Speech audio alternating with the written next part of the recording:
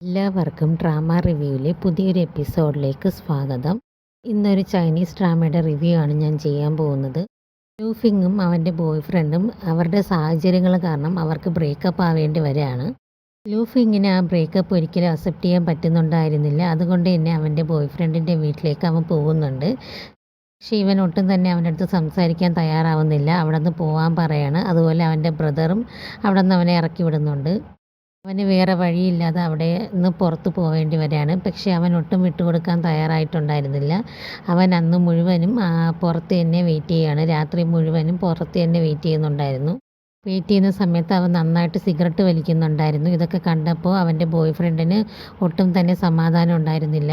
അവൻ വീട്ടിൻ്റെ അകത്ത് നിന്ന് അവൻ പോയോ എന്നൊക്കെ നോക്കി നിൽക്കുന്നുണ്ടായിരുന്നു.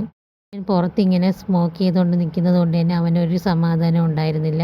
അവന് ഒട്ടും ഉറങ്ങാനൊന്നും പറ്റിയിട്ടുണ്ടായിരുന്നില്ല. ലൂഫിങ്ങിൻ്റെ വീട്ടിൽ അവൻ്റെ പേരൻസ് റിലേഷൻഷിപ്പിനെ കുറിച്ച് വീണ്ടും അറിയുകയും അങ്ങനെ അവിടെ പ്രശ്നങ്ങളായിട്ട് അവന് ആ സമയത്ത് പോവേണ്ടി വരുന്നുണ്ട്. എൻ്റെ അച്ഛൻ്റെ നിന്ന് അവൻ ഒരുപാട് അടിയൊക്കെ കൊള്ളേണ്ടി വരികയാണ്. അങ്ങനെ ആ സമയത്ത് അവൻ്റെ അച്ഛന് പെട്ടെന്ന് അറ്റാക്ക് വരികയും അങ്ങനെ ഹോസ്പിറ്റലിൽ അഡ്മിറ്റ് ആവുകയും ചെയ്യുന്നുണ്ട്.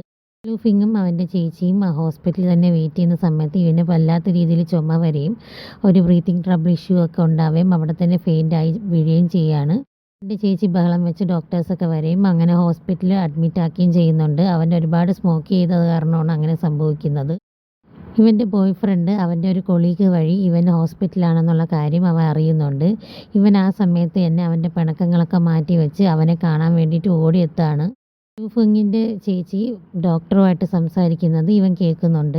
അവൻ്റെ കണ്ടീഷൻ വളരെ മോശമാണ്. അവൻ എപ്പോഴും വേണമെങ്കിലും മരിക്കാൻ നിങ്ങൾ പ്രിപ്പയർ ആയിരിക്കണമെന്ന് ഡോക്ടർ പറയുന്നത് കേട്ടിട്ട് ഇവൻ വളരെയധികം പേടിച്ചും വളരെ സങ്കടത്തോടെയും കരങ്ങിക്കൊണ്ട് റൂമിലേക്ക് കയറി പോവാണ്. എന്നെ കണ്ടിട്ട് ഒരുപാട് കരയും, എൻ്റെ കൂടെ നീ ലൈഫ് ലോങ് ജീവിക്കണം എന്നൊക്കെ പറഞ്ഞ് ഒരുപാട് കരയും ചെയ്യുകയാണ്.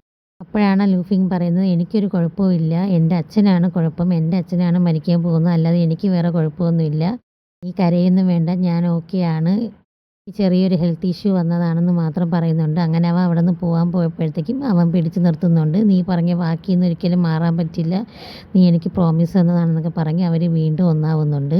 ഈ ഡ്രാമ എനിക്ക് ഒത്തിരി ഇഷ്ടപ്പെട്ടൊരു ഡ്രാമയാണ്. അടുത്തൊരു വീഡിയോ ആയിട്ട് വരുന്നതായിരിക്കും. എല്ലാവരും ചാനൽ സബ്സ്ക്രൈബ് ചെയ്യുക. Thank you.